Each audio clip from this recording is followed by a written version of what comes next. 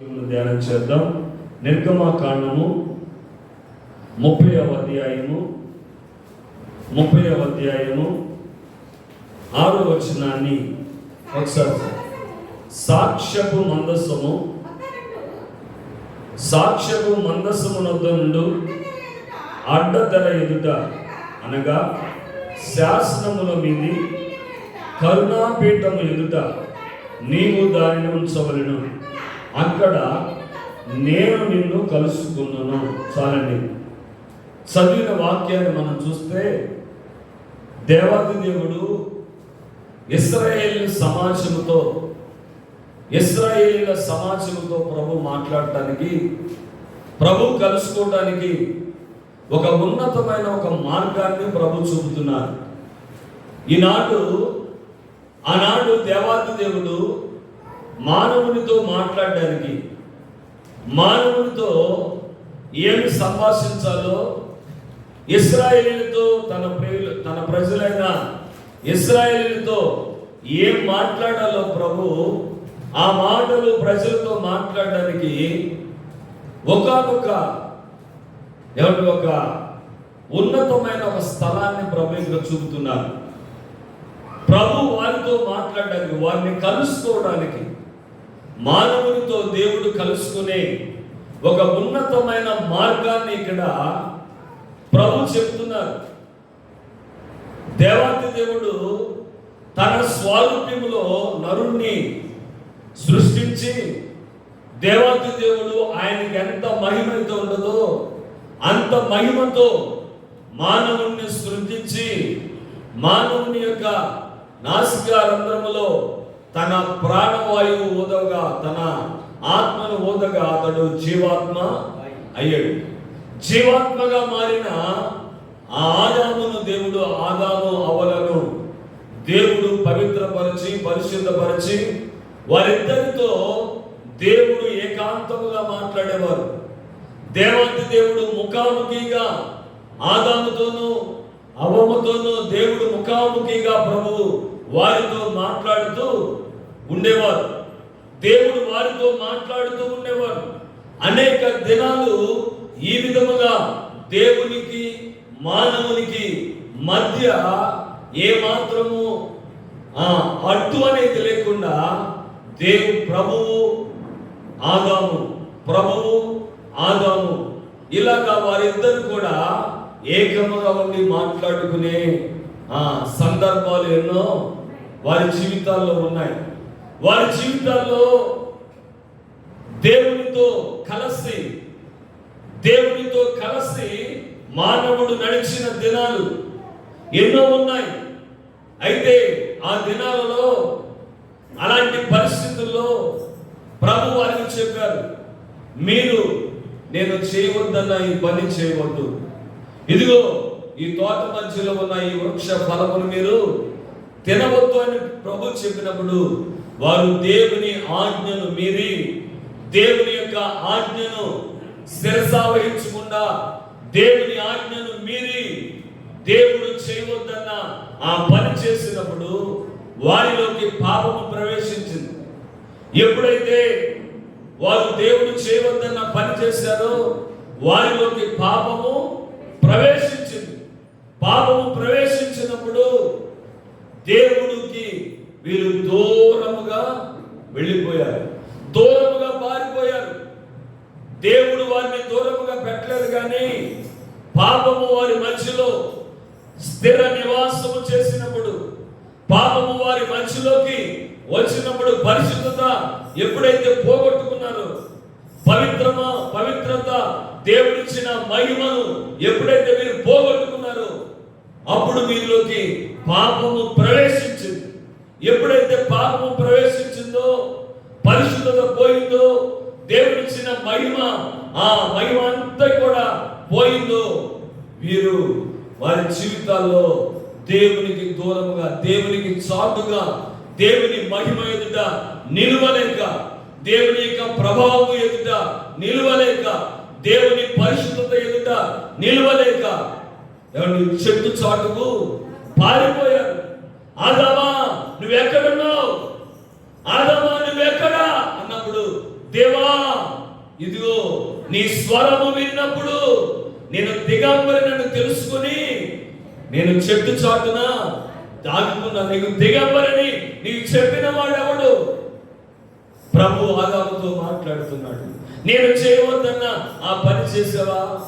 నేను తినవద్దన్న ఆ వృక్ష ఫలాన్ని నీవు తిన్నావా అని ప్రభు అవునండి. అప్పటి వరకు దేవుడు మానవునితో కలుసుకోవడానికి ఏమాత్రము అడ్డు అనేది లేదు. దేవుడు మానవునితో కలుసుకోవడానికి ఏమాత్రము అడ్డు లేదు. అలాంటి పరిస్థితిని పాపం ఏం చేస్తుందంటే మానవునికి దేవునికి ఒక అడ్డుబండ అయిపోయింది. మీ పాపములు మీకును మీ దేవునికి అడ్డుగా ఉన్నాయి. దేవునికి మీకు మీ పాపములు అడ్డుపడుతున్నాయి. మీ అపరాధములు అడ్డుపడుతున్నాయి. అవునండి, దేవుని యొక్క మహిమ చూసే భాగ్యాన్ని మానవుడు పోగొట్టుకున్నాడు. అప్పటి వరకు దేవుడి ఎంత మహిమతో ప్రభావంతో ఉన్న ఆదాముకి ఏమాత్రం భయం ఉండేది కాదు. ఆదాము తండ్రి దగ్గరకు కుమారుడు ఎంత స్వతంత్రముగా వెళతాడు, తండ్రి దగ్గరకు కుమారుడు ఎంత స్వతంత్రముగా తండ్రి యొద్దకు హత్తుకోవడానికి వెళ్తాడు, అంతగా దేవుని యొద్దకు ఆదాము వెళ్ళాడు. ఆదాము ఎవరు కుమారుడు? దేవుని కుమారుడు. ఎవరు కుమారుడు అండి? ఆదాము దేవుని యొక్క కుమారుడు. తండ్రి యొద్దకు ఏ విధముగా అయితే కుమారుడు ఎంత స్వతంత్రముగా వెళతాడో ఆదాము అంతే స్వతంత్రముగా దేవుని యొద్దకు వెళ్ళేవాడు. కానీ అతనిలో ఎప్పుడైతే పాపము ఏలుబడైందో, పాపం ఎప్పుడైతే అతని మీద ఎవరి దోషారోపణ చేస్తూ ఉన్నదో, పాపం ఎప్పుడైతే అతని మీద నాయకత్వము చేస్తూ ఉందో, దేవుని మహిమ ఎదుట నిలువని వాడిగా పారిపోయిన వాడిగా మానవుడు ఉన్నాడు. పారిపోయాడు, దేవునికి దూరముగా పారిపోయాడు. దేవుని మహిమను చూడని ఎవరి ఆ అంధత్వముతో నింపబడ్డాడు. దేవుని మహిమను చూడలేని వాడుగా మారిపోయాడు. ఎంత విచిత్రం అండి! అప్పటి వరకు దేవునితో నడిచిన వాడే, అప్పటి వరకు దేవుని మహిమ ప్రత్యక్షముగా చూసిన వాడు ఎప్పుడైతే అతనిలో పాపం ప్రవేశించిందో, ఎప్పుడైతే ఆ మనిషిలోకి పాపము ప్రవేశించిందో, వెంటనే దేవునికి అతడు మరుగుగా ఉన్నాడు, మరుగైపోయాడు. ఈనాడు మరుగైపోయాడు. ఆదాము మరుగుగా ఉన్నాడు, దేవుని ఎదుటికి రాలేకపోతున్నాడు. దేవుడు మనుషులతో మాట్లాడాలంటే ఒక దేవుడు మనుషుల్ని కలవటానికి మానవునికి దేవునికి అడ్డు ఒక పాపం అనేది వచ్చేసింది. ఆ పాపం వలన ఆ ప్రభు యొక్క మహిమ చూసి మానవుడు బ్రతకలేకపోతున్నాడు. ఆయన కోటాను కోట్ల తేజస్సుతో, సూర్య కాంతుల తేజస్సుతో నింపబడిన ఆ మహోన్నతుడైన ప్రభుని చూసే భాగ్యాన్ని మానవుడు పోగొట్టుకున్నాడు. ఆ కృపను పోగొట్టుకున్నాడు. దేవుడు మానవునితో మాట్లాడడానికి, మానవుణ్ణి కలుసుకోవడానికి ఒక స్థలము కావాల్సి వచ్చింది. దేవునికి ఒక స్థలము, మానవుణ్ణి కలుసుకోవడానికి ఒక స్థలము కావలసి వచ్చింది. ఆ స్థలమే ప్రత్యక్షపు గుడారం. ఏంటండి? ప్రత్యక్షపు గుడారం. ఈ ప్రత్యక్షపు గుడారము యొక్క దేవుడు మానవులను కలుసుకునేవాడు.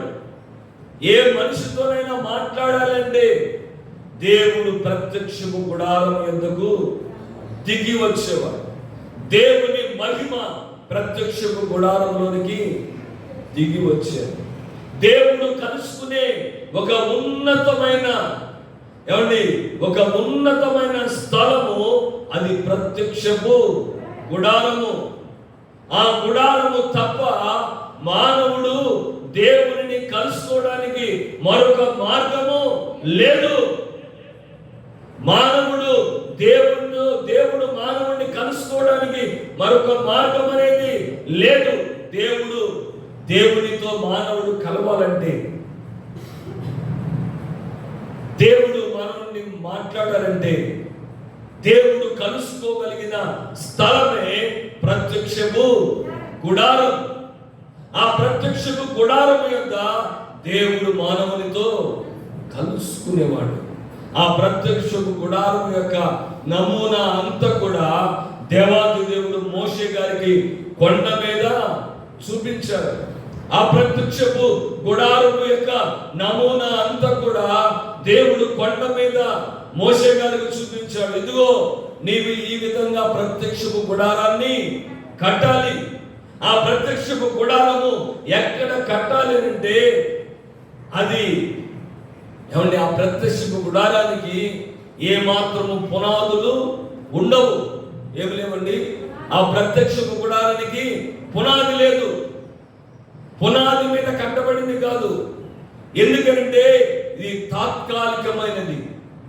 ఈ ప్రత్యక్షపు గుడారము ఏమండి, దేవుడు మానవులతో మాట్లాడడానికి దేవుడు ఒక ఏమండి సూచనగా దేవుడు దానిని వారికి నిర్మించమని ప్రభు చెప్పాడు.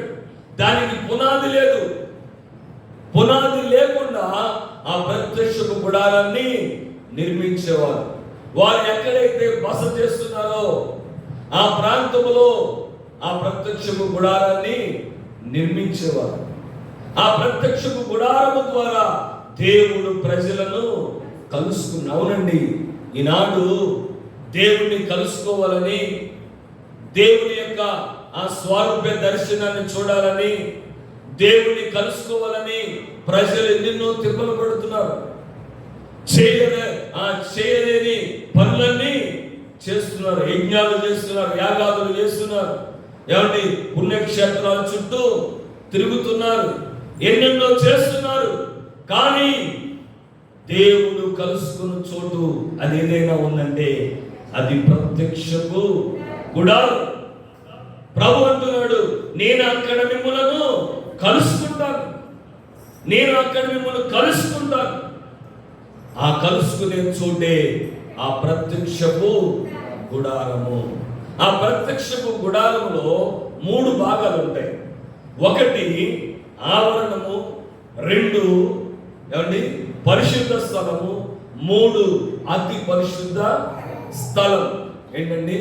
1 ఆవరణము, ఆ పరిశుద్ధ స్థలము, అతి పరిశుద్ధ స్థలము. ఈ 3 భాగాలు ఆ ప్రత్యక్ష గుడారములో ఉన్న ముఖ్యమైన భాగాలు. 1 ఆవరణము, 2 పరిశుద్ధ స్థలము, 3 అతి పరిశుద్ధ స్థలం. ఈ ఆవరణంలోనికి మనిషి వెళ్ళాలి అంటే ఈ ఆవరణానికి ఒక ద్వారం ఉంటుంది. ఈ ప్రత్యక్షపు గుడారానికి ఏ వ్యక్తి అయినా వెళ్ళాలి అంటే ఈ గుడారం అంతటికి ఒక్కటే ద్వారం. ఏంటండి? ఈ గుడారం అంతటికి ఒకే ఒక ద్వారం. ఆ ద్వారము గుండానే మానవుడు దేవుణ్ణి దర్శించడానికి వెళ్ళే మార్గము ఒకే ఒక మార్గం. ఆ మార్గము గుండానే, ఆ ద్వారము గుండానే ఆ ప్రత్యక్షపు గుడారములోనికి మానవుడు వెళ్ళాలి. ఆ ద్వారము యొక్క ఒక తెర ఉంటుంది. ఆ తెర ఎలా ఉంటుందంటే అది నేల ద్రోమ రక్త వర్ణము కలిగిన తెర. ఎలాంటి తెర అండి? నీలము, ద్రోమము, రక్త వర్ణము గల తెర. ఈ 3 వర్ణాలతో కలిగిన ఆ తెర ఉంటుంది ఆ ప్రత్యక్షపు గుడారానికి. ఆ తెర ఎప్పుడు కూడా తెరవబడి ఉంటది.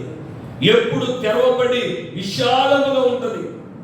చూడండి ఒకసారి నిర్గమాకాండము 27వ అధ్యాయము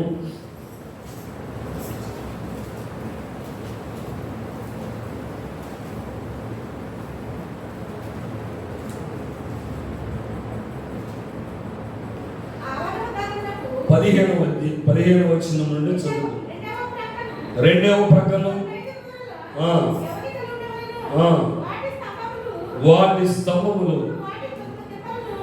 3, వాటి దెమ్మలు 3ను ఆవరణము ద్వారమునకు నీల ద్రోమ రక్త వర్ణము గల 20 మూరల తెర ఉండవలెను.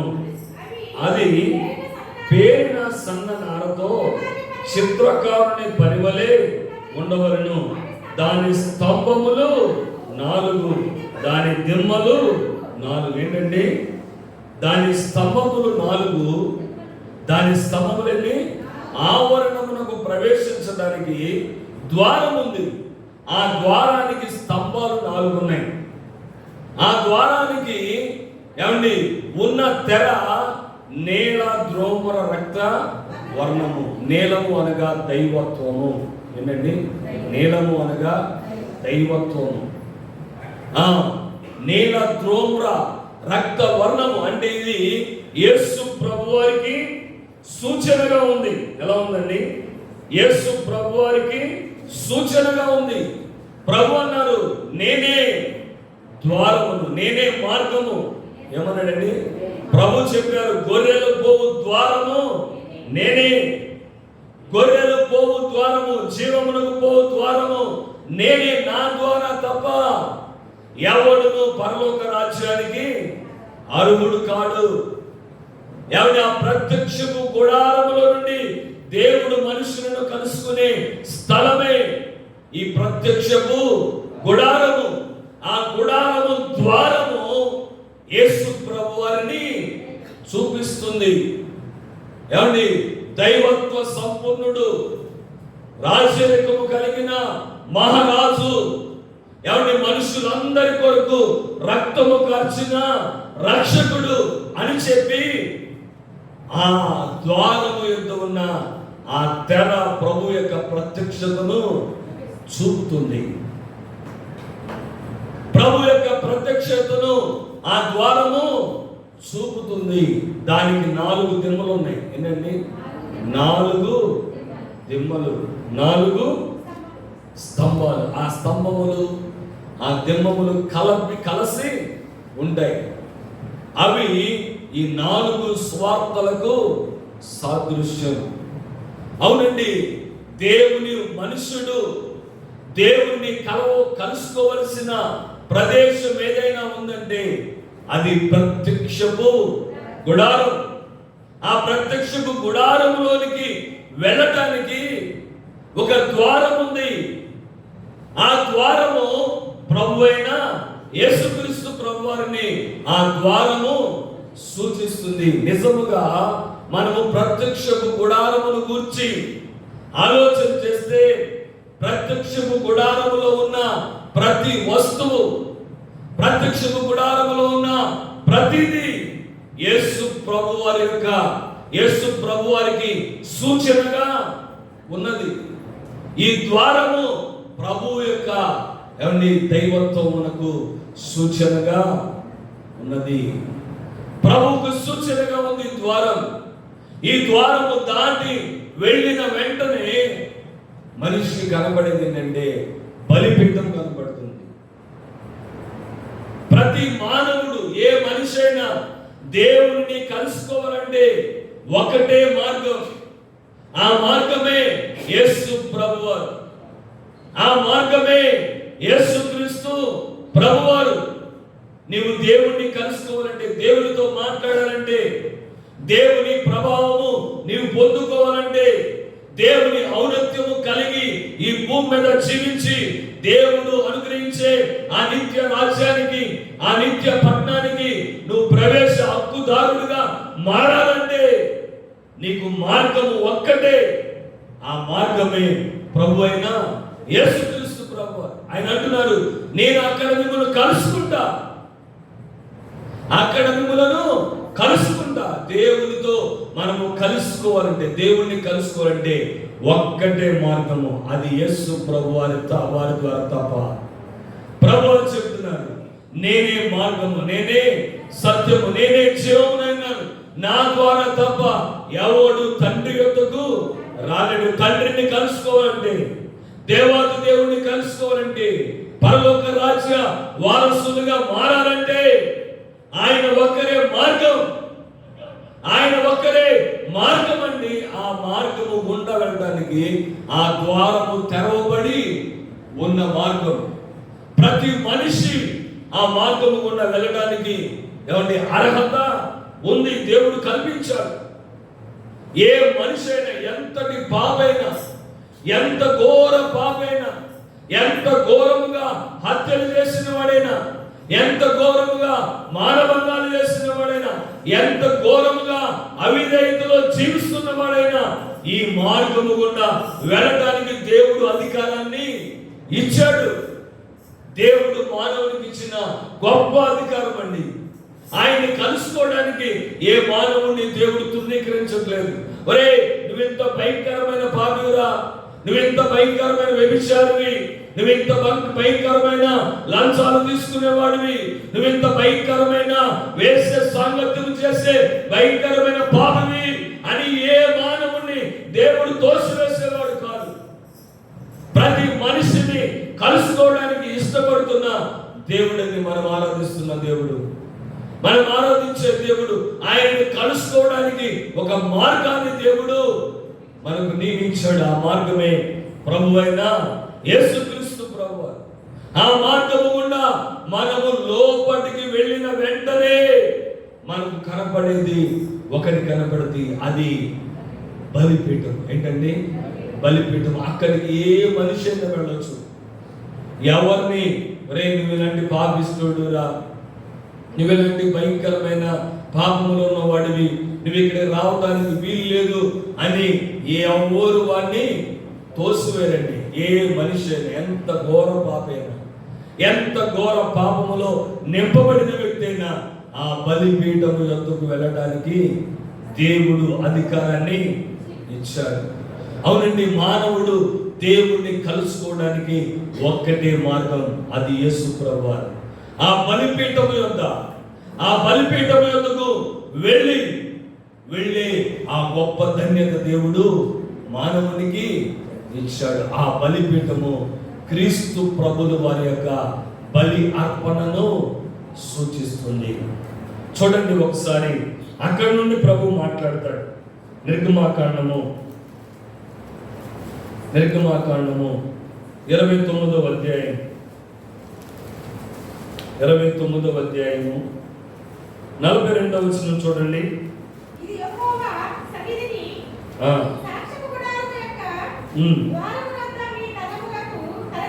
ఇది యెహోవా సన్నిధిని సాక్ష్యపు గుడారము యొక్క ద్వారము వద్ద మీ తరతరములకు నిత్యముగా అర్పించు దహన బలి.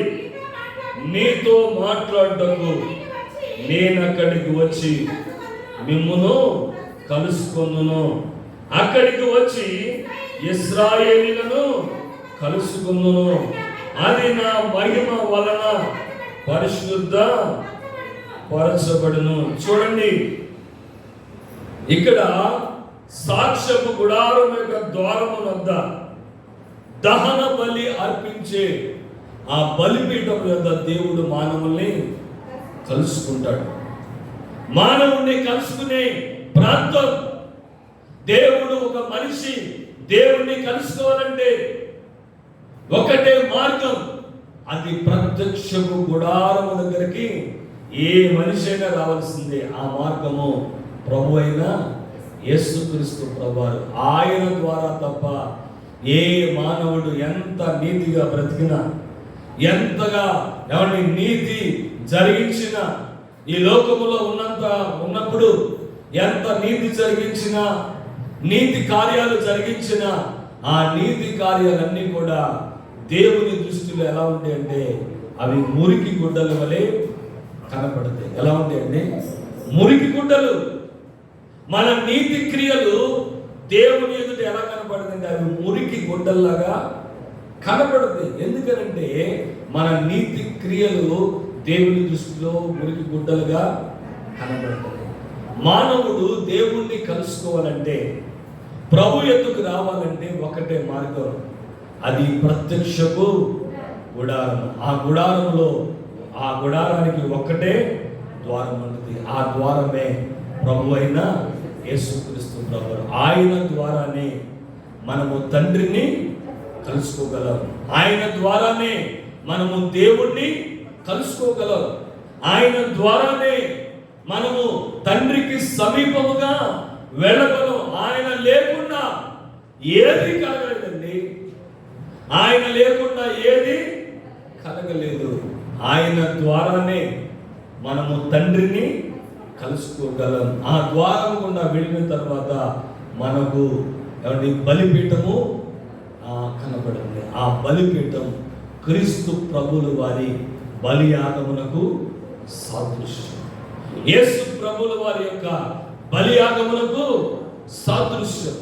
అవునండి, ఒక మానవుడు వాని జన్మ కర్మ పాపముల నుండి విడుదల పొందాలంటే ఒక్కటే మార్గం, క్రీస్తు ప్రభువుల వారి యొక్క బలియాగము తప్ప మాత్రమే ఒక మానవుడు పాపము నుండి విమోచించబడతాడు.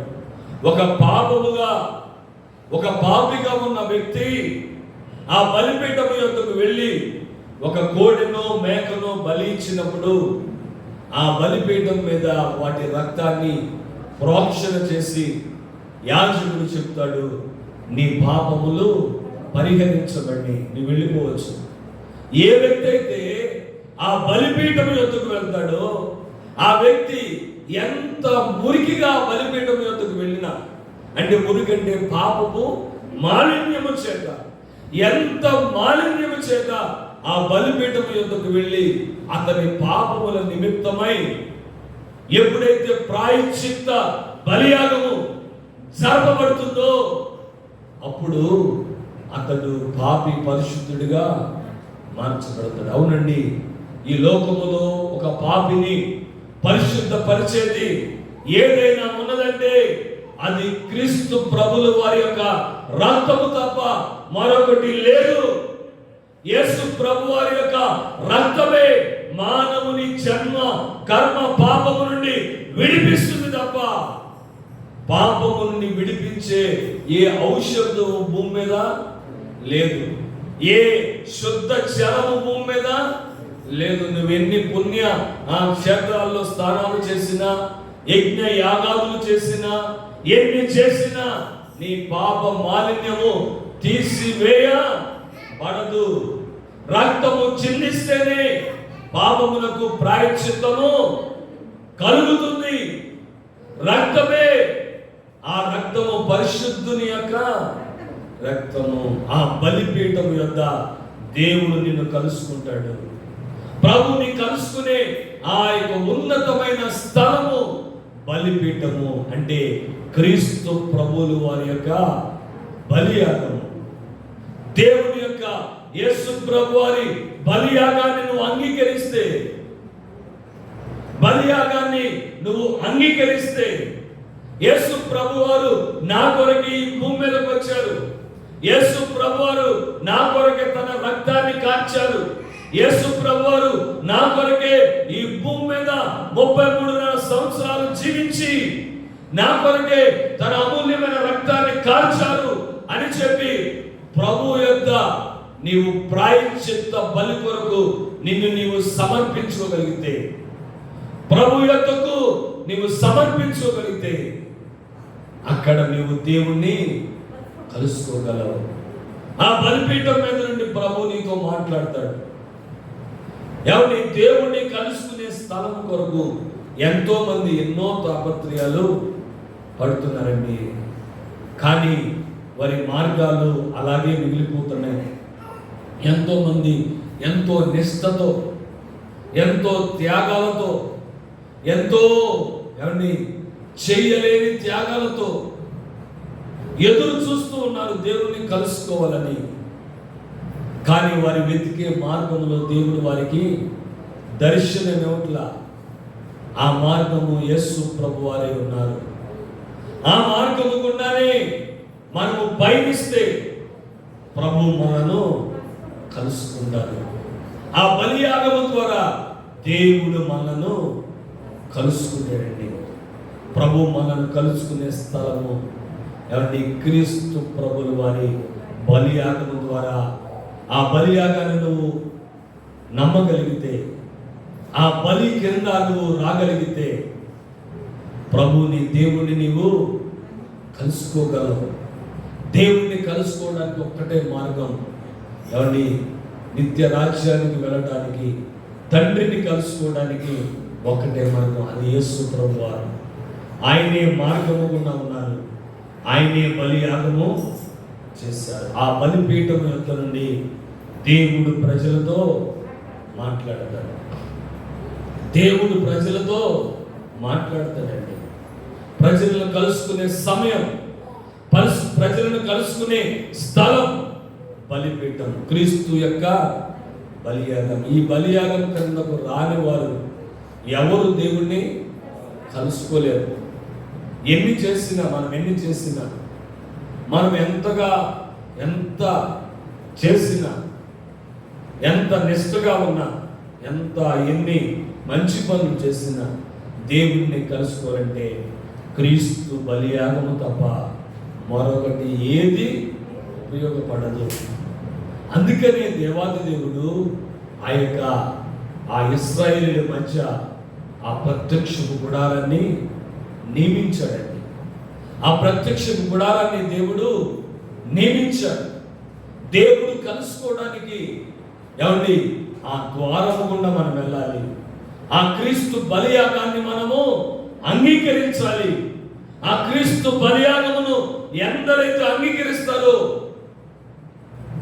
వారికి ఏ మాత్రము అడ్డు అనేది లేకుండా తండ్రితో కలిసే భాగ్యాన్ని ప్రభువు కల్పిస్తాడు. ఆ మార్గము గుండా మనం వెళ్ళాలి.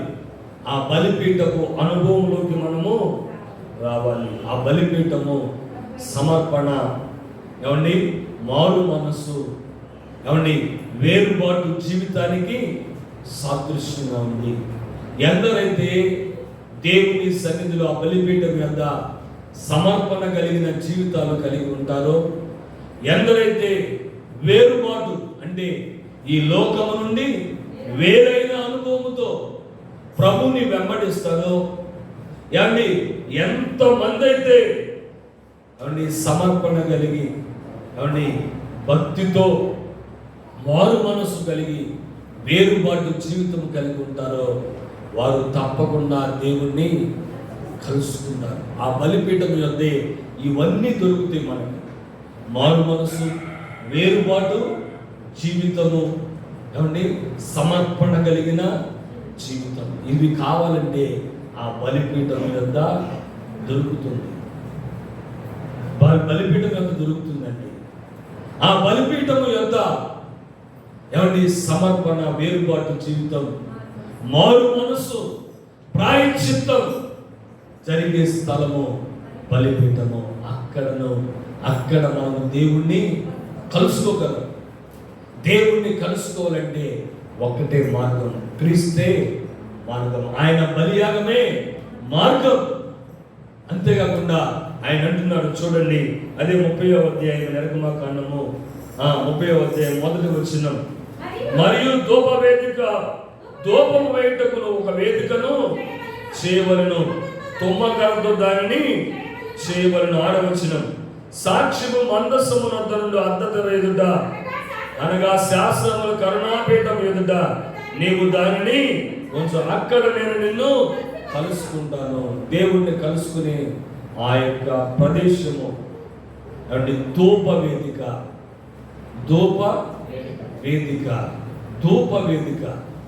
ఈ ధూప వేదికలో వేసే ఆ పరిమళ ద్రవ్యములన్నీ కూడా అవి అచ్చమైనవి, శ్రేష్టమైనవి. అవి ఆ ధూప వేదికలో అచ్చమైన శ్రేష్టమైన పరిమళ ద్రవ్యములను మాత్రమే అవి ఉపయోగిస్తారు. ఈ ధూప వేదిక కూడా క్రీస్తు ప్రభువారికి సూచిస్తుంది. ఆ ధూప వేదిక యొక్క నేను మానవుల్ని కలుసుకుంటాను అంటున్నాడు. చూడండి ఒకసారి ఎఫెసీయులకు రాసిన పత్రిక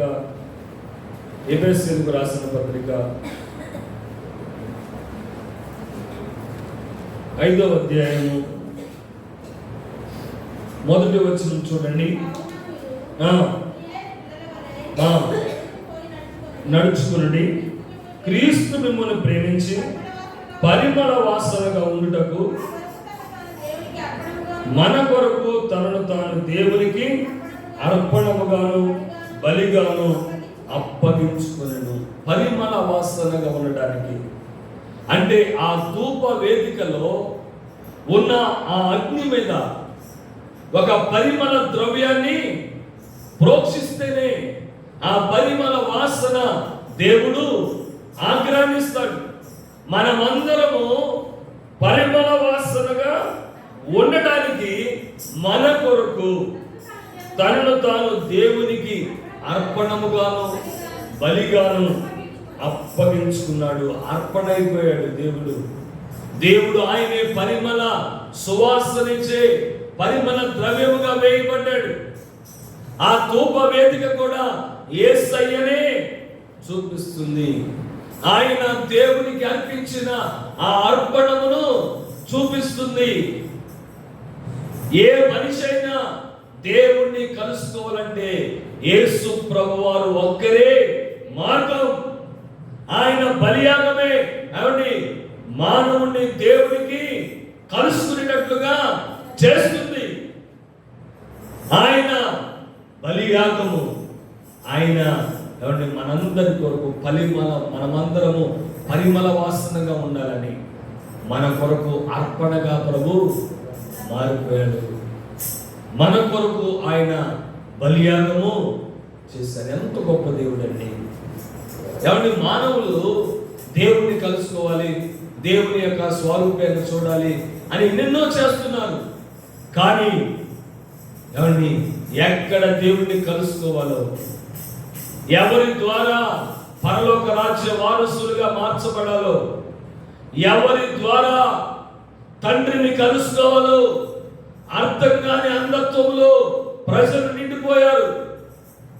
అర్థం కాని అంధత్వంతో ప్రజలు నిండిపోయారు. యేసు ప్రభువారు మానవులను ప్రేమించి 2020 సంవత్సరాల క్రితం భూమి మీదకు ప్రభు వచ్చారు. అయితే ఎంతమంది ఆయనను రక్షకునిగా స్వీకరిస్తున్నారు? ఎంతమంది ఆయనే మార్గము, ఆయనే సత్యము, ఆయనే జీవము అని ఎంతమంది తెలుసుకుంటున్నారండి? నీవు దేవుణ్ణి కలుసుకోవాలంటే ఒక్కటే మార్గం, అది క్రీస్తు ప్రభువారి మార్గం. ఆయన ద్వారా తప్ప ఎవరు తండ్రి యొద్దకు వెళ్ళలేరు. ఆయన ద్వారా తప్ప ఎవరు పరలోక రాజ్యానికి వెళ్ళలేరు. ఒకటే మార్గం, యేసు ప్రభువారే మార్గం అండి. ఒక వ్యక్తి పరలోకానికి వెళ్ళాలంటే ఆయన మార్గం తప్ప నువ్వెన్ని చేసినా, నువ్వెంతగా నీ శరీరాన్ని అగ్నిలో కాల్చుకున్నా, నీ శరీరాన్ని ఎంతగా నీవు బాధ పెట్టుకున్నా, కొంతమందిని చూస్తే ప్రాణం ఉస్సూరు మంటది, కొంతమందిని చూస్తే ప్రాణం ఉస్సూరు మంటది. వీళ్ళు తెలియక ఏంటో చేస్తున్నారు, అయ్యో అని వారి గురించి ఉస్సూరుమంటూ ప్రాణం వారి కొరకు ప్రార్థన చేసే వారిగా ఉండగలము తప్ప మనమేమీ చేయలేము. అంటే కొంతమంది వారి శరీరాలను ఆయాసం కారణం ఏంటి? ఎందుకు మానవుడు నడుచుకుంటా చెప్పులు లేకుండా నడుచుకుంటూ ఎక్కడికో వెళుతున్నాడు? దేనికి వెళ్తున్నాడు? దేవుణ్ణి కలుసుకోవాలి. ఈ హృదయం ప్రతి మనిషిలో దేవుడు పెట్టిన మన ఆత్మ దీపం అండి. ఇది ఆ దీపము ఆయనతో కలుసుకునే వరకు ఇది నెమ్మది కలగదు. మనం గొర్రెపోతు గంభీరంగా ఎంతగా గంభీరంగా కనబడినా ఈ ఆత్మ మాత్రం దేవుని కొరకు అన్వేషిస్తూనే ఉండదు. ఎవరు దేవుడు, ఎవరు రక్షకుడు, ఎవరు నన్ను ఈ ఆత్మను పరలోకానికి తీసుకెళ్లేవాడు అని చెప్పి అటంటే అటు వెళ్తున్నాడు, ఇటు వెళ్తే ఇటు వెళ్తున్నాడు, అక్కడ మంచిగా ఉంటుందంటే అక్కడికి వెళ్తున్నాడు, ఇక్కడికి వెళ్ళాలంటే దేనికి వెళ్తున్నాడంటే దేవుణ్ణి కలుసుకోవాలని. ఎవరిని కలుసుకోవాలండి? దేవుణ్ణి కలుసుకోవాలని. దేవుణ్ణి మానవుడు కలుసుకోవాలంటే ఒకటే మార్గం, అది యేసు ప్రభువారే ఆ మార్గం. ఆ మార్గము ద్వారా తప్ప వేరొక మార్గమే లేదు. యేసు ప్రభువారే నిన్ను పరలోక రాజ్యానికి తీసుకువెళ్తాడు. నువ్వు శరీరాన్ని ఎంతగా నలగొట్టుకున్నా, ఎంతగా బాధ పెట్టినా, కటిక ఉపవాసాలు చేసినా, ఎన్ని చేసినా నువ్వు దేవుణ్ణి కలుసుకోవాలంటే ఒకటే మార్గం, అది యేసు ప్రభువారి ద్వారా తప్ప మరొకటేమీ కాదు. ఆయన ద్వారము, ఆ ప్రత్యక్షపు గుడారం అంతా కూడా యేసయ్యను రుజువు చేస్తుంది. ఆయన చరణం, ఆయన మరణం, ఆయన పునరుద్ధానం, ఆయన యొక్క మహిమ, ఆయన ప్రభావాన్ని ఆ ప్రత్యక్షపు గుడారము సూచనగా ప్రజలకు చూపిస్తుందండి. ఇది కొన్ని వేల సంవత్సరాల క్రితమే దేవాది దేవుడు ఈ భూమి మీద దాన్ని ఒక సూచనగా ఇదిగో ఈ ప్రత్యక్ష గుడారం ఎలా ఉంటుందో అలాగే దేవుడు ఈ భూమి మీదకు రాబోతున్నాడు. ఆయనే మార్గం. ఆ మార్గం గుండా మనం లోనికి వస్తే బలియాగము ద్వారా దేవునికి మనం దేవుడిని కలుసుకోగలం. ఆయన యొక్క బలి అర్పణ ద్వారా దేవుడిని కలుసుకోగలం. ఆయన ఆ యొక్క ధూప వేదిక వద్ద దేవుడు మనతో మాట్లాడు. ధూప వేదిక అనేది ప్రార్థనా జీవితానికి సాదృశ్యం.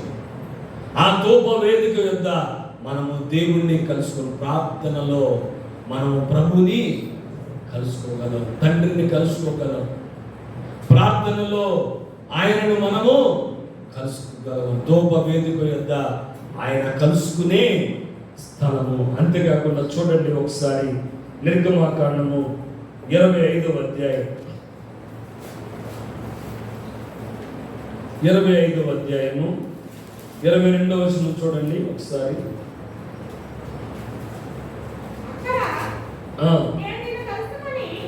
అక్కడ నేను నిన్ను కలుసుకొని కరుణాపీఠం మీద నుండి శాసనములు గల మందసము మీద నుండి 2 కెరూబుల మధ్య నుండి నేను ఇశ్రాయేలీయుల నిమిత్తం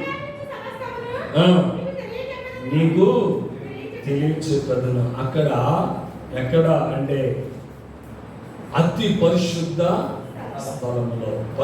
స్థలములో ధూపవేదిక ఉంది. అతి పరిశుద్ధ స్థలములో ధూపవేదిక ఉంది. అతి పరిశుద్ధ స్థలములో నిబంధన మందసము ఉన్నది. ఈ అతి పరిశుద్ధ స్థలానికి ఎవరు కూడా వెళ్ళకూడదు. పరిశుద్ధ స్థలములకు యాజకులు, లేవీయులు వీరందరూ పరిశుద్ధ స్థలంలోకి వెళ్ళొచ్చు. కానీ అతి పరిశుద్ధ స్థలములోకి ఎవరికి ప్రవేశము లేదు. సంవత్సరంలో ఒక్కసారి మాత్రమే బలి అర్పణ ద్వారా ఆ గొర్రె ఆ పరిశుద్ధపు ఆ రక్తమును చేత పట్టుకుని యాజకుడు మాత్రమే అతి పరిశుద్ధ స్థలములోకి ప్రవేశించాలి. రక్తము లేకుండా, బలియాగము లేకుండా ఏ వ్యక్తి అయితే అతి పరిశుద్ధ స్థలములో ప్రవేశిస్తాడో అతడు వెంటనే ప్రాణం విడిచి చనిపోతాడు. ఎందుకంటే అది అతి పరిశుద్ధ స్థలం, దేవుని ప్రభావము కలిగిన స్థలం. ఆ అతి పరిశుద్ధ స్థలములోకి వెళ్ళాలంటే రక్తము చేత పట్టుకుని అతి పరిశుద్ధ స్థలములోకి వెళ్ళేవాడు యాజకుడు. ప్రధాన యాజకుడు మాత్రమే సంవత్సరానికి ఒక్కసారి మాత్రమే పస్కా పండుగ దినాన ఆ ప్రధాన యాజకుడు మాత్రమే ఆ బలియాగం ఆ అతి పరిశుద్ధ స్థలములోనికి వెళ్ళేవారు. ఆ అతి పరిశుద్ధ స్థలములోకి వెళ్ళాలంటే అందరూ ఎవరు వెళ్ళడానికి వెళ్ళలేదు. అతి పరిశుద్ధ స్థలములోకి ప్రధాన యాజకుడు మాత్రమే వెళ్ళాలి. ఆ అతి పరిశుద్ధ స్థలములో ఉన్న మందసము పైన ఉన్న కరుణాపీఠం మీద నుండి శాసనము గల మందసము ఉంచవలను. అక్కడ నేను నిన్ను కలుసుకుని కరుణాపీఠము ఎత్తి ఆ మందసం మీద ఆ కరుణాపీఠం ప్రక్కన 2 కెరూబులు ఉంటాయి. ఆ కెరూబుల మధ్యలో నుండి దేవుడు మానవుణ్ణి కలుసుకునే స్థలము, ఆ పరిశుద్ధ అతి పరిశుద్ధ స్థలములో ఉన్న ఆ మందస్సం యేసయ్యను సూచిస్తుంది.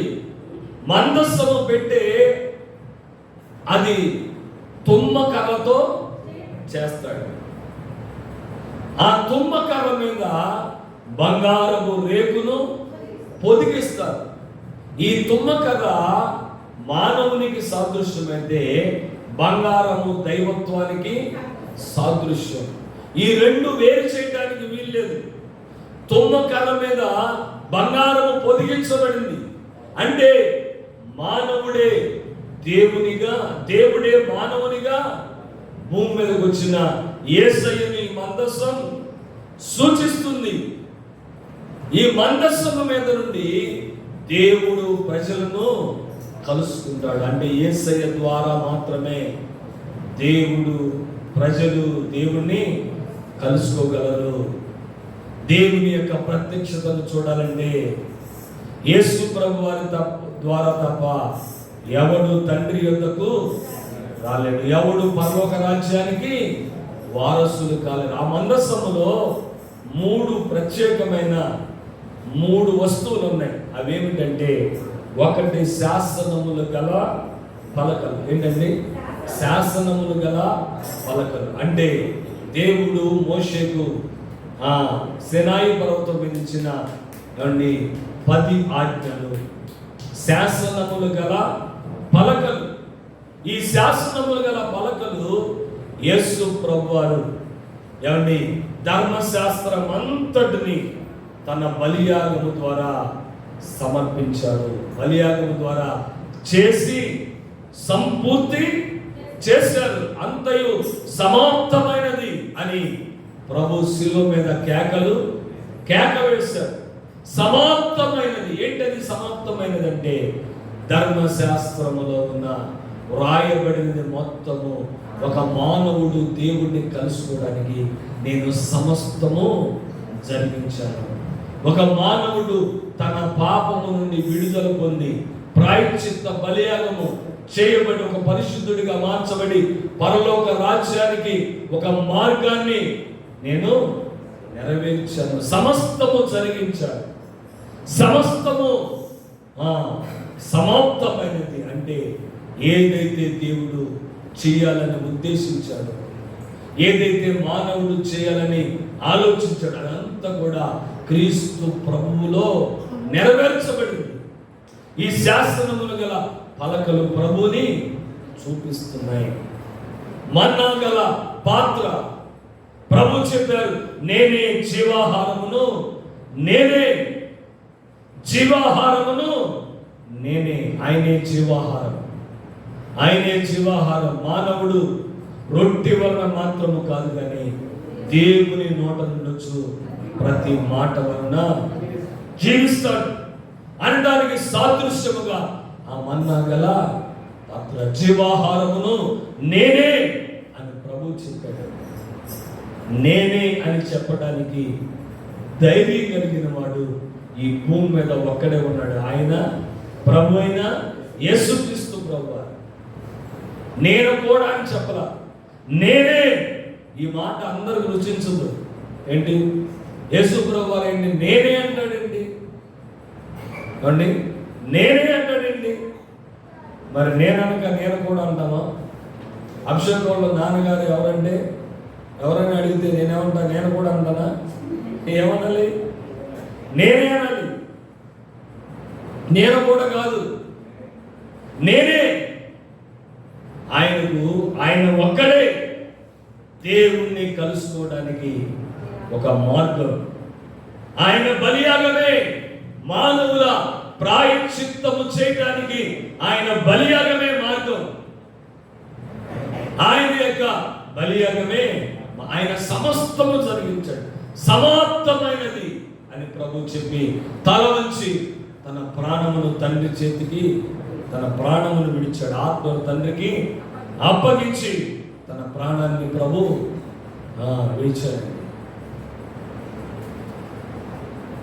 ఆయన ఈ యొక్క రాతి పలకలు దేవుని ధర్మశాస్త్రాన్ని చేయమని చెప్తుంది. సమస్తము జరిగించిన మానవుడు ఈ భూమి మీద ఎవరు?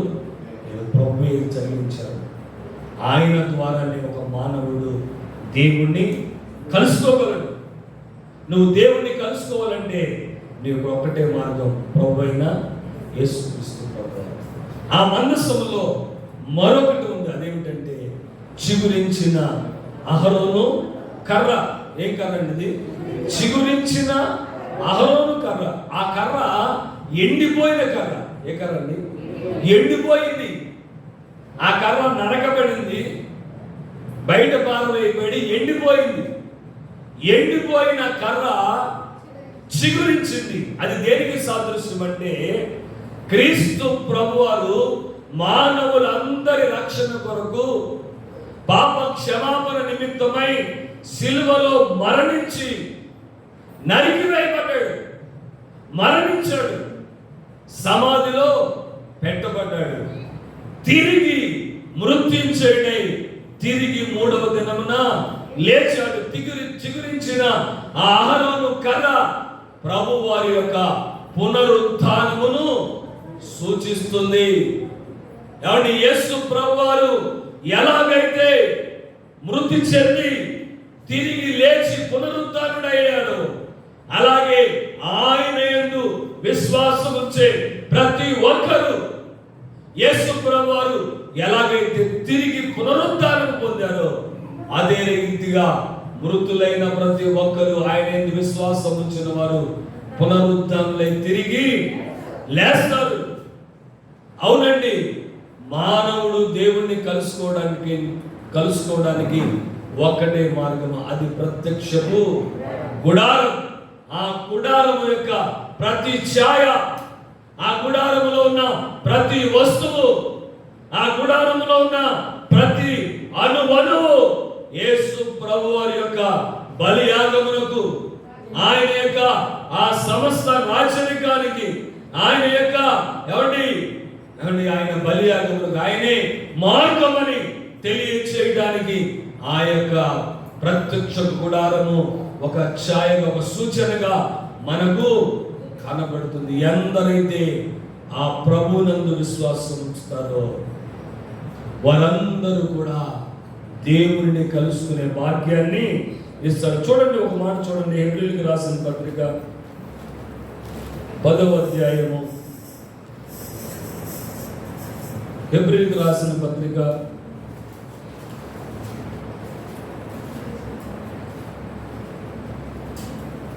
10వ అధ్యాయము 10వ వచనం చదవండి.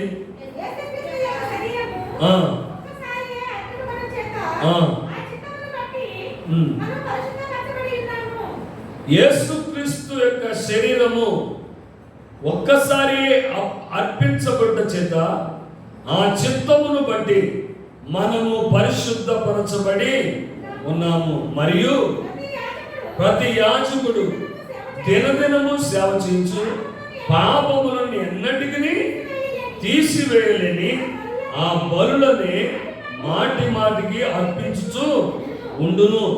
ఈయనైతే యాజకుడు ఒకేసారి, అంటే ఇప్పుడు ఒక పాపి వెళ్ళాడు, ఒక గొర్రెను తీసుకెళ్ళాడు తన పాపము నిమిత్తమై, గొర్రెను బలియాగము చేశాడు, బలి అర్పించాడు. ఇదిగో నీ పాపాలు ఇప్పటి వరకు చేసిన పాపాలు క్షమించబడి ఇక పరిశుద్ధుడు వెళ్ళు అని చెప్పి యాజకుడు పంపించేశాడు.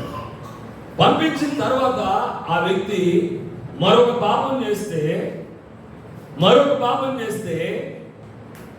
మరలా అతడు ఏం చేయాలంటే మరలా బలిపీఠం దగ్గరికి రావాలి, మరలా బలి అర్పించాలి. అదే అంటున్నాడు, దినదినము. ఏంటండి? దినదినము. చదవండి. సేవ చేయొచ్చు, పాపములను ఎన్నటికి తీసివేయలేని ఆ బలులని మాటి మాటికి అర్పించుచు ఈయన అయితే మన పాపముల నిమిత్తము సదాకాలము నిలుచు ఒక్క బలి అర్పించి అప్పటి నుండి తన శత్రువులు తన పాదములకు పాదపీఠముగా చేయబడి వరకు కనిపెట్టుచు దేవుని కుడి పార్శ్వమున ఆసీనుడైన ఒక్క అర్పణ చేత ఈయన పరిశుద్ధపరచబడు వారిని సదాకాలమునకు సంపూర్ణులుగా చేసి ఉన్నాడు. ఈ విషయమై పరిశుద్ధాత్ముడు కూడా మనకు సాక్ష్యం ఇచ్చుచున్నాడు. ఒక్క బలియాగము చేత సంపూర్ణముగా సదాకాలము ఒక మానవుడు సంపూర్ణుడిగా మారాలంటే, ఒక మానవుడు సంపూర్ణుడిగా పరిశుద్ధుడిగా మారాలంటే ఒక్క క్రీస్తు ప్రభు వారి యొక్క బలియాగము ద్వారా మాత్రమే అవుతుంది. కోడిల ద్వారా, గొర్రెల ద్వారా ఏ మానవుడు పరిపూర్ణుడు కాలేడు. వారు చేసుకున్న ఏమన్నా యజ్ఞ యాగాదుల ద్వారా, ఏమన్నా ఏదో చేస్తున్న వాటి ద్వారా ఏ మానవుడు పరిపూర్ణుడు కాలేడు. ఒక మానవుడు దేవుణ్ణి కలుసుకోవాలంటే, ఒక మానవుడు పరలోక రాజ్యానికి వారసుడు అవ్వాలంటే, ఒక మానవుడు పాపములన్నిటినీ నుండి ప్రాయశ్చిత్త బలియాగముగా పాపములన్నిటి పరిహరించబడాలంటే ఒక్కటే మార్గం, అది యేసు ప్రభువారు మాత్రమే. హల్లెలూయా చెప్తాం. హల్లెలూయా. అది యేసు ప్రభువారు మాత్రమే. ఆయన ద్వారా మాత్రమే ఒక మనిషి దేవుణ్ణి కలుసుకోగలడు. ఆయన లేకుండా ఏ మనిషి పరలోకానికి వెళ్ళలేడు. ఏ మనిషి దేవుణ్ణి కలుసుకోలేడు. ఆయన యందు ఎందరైతే విశ్వాసం ఉంచుతారో వారందరూ దేవుని కుమారులవుటకు ఆయన అధికారము ఇచ్చాడు. కాబట్టి నీవు దేవుని యందు, ఆయన యందు విశ్వాసం ఉంచి ప్రభువుని సొంత రక్షకునిగా అంగీకరించి ఆయన యొక్క బలియాగమే నా పాపమును నన్ను విడిపించిందని నీవు నమ్మితే నువ్వు దేవుని స్వరాన్ని వింటావు. నీవు పరలోకానికి వారసుడు అవుతావు. పాపములన్నిటి నుండి నీవు ప్రాయశ్చిత్తము పొంది పరిశుద్ధుడిగా మార్చబడతావు. అది అలా కలగాలంటే క్రీస్తు ఒక్కరే మార్గం. ఆయన్ని నమ్ముకోండి, ఆయన వైపు తిరగండి. ఆయనే మనందరినీ పరిశుద్ధులుగా మారుస్తాడు. నిత్య రాజ్యానికి వారసులుగా చేస్తాడు. అట్టి కృప పరిశుద్ధాత్మ దేవుడు మనందరికీ దయచేయుగాక. ఆమె అందరూ కూడా మోకరించండి, ప్రార్థన చేసుకుందాం. అందరూ కూడా దేవుని సన్నిధిలో ప్రార్థన చేసుకుందాం. అందరూ కూడా దేవుని సన్నిధిలో మోకరించండి, ప్రార్థన చేసుకుందాం. అందరూ కూడా ప్రభువా, ఈరోజు నువ్వు నాతో మాట్లాడావు ప్రభు, అక్కడే నువ్వు నన్ను కలుసుకుంటానని నువ్వు మాట్లాడావు ప్రభు అంటూ అందరూ కూడా దేవుని సన్నిధిలో ప్రార్థన చేయండి. ఎవరు కూడా మౌనం ఉండవద్దు. అందరూ కూడా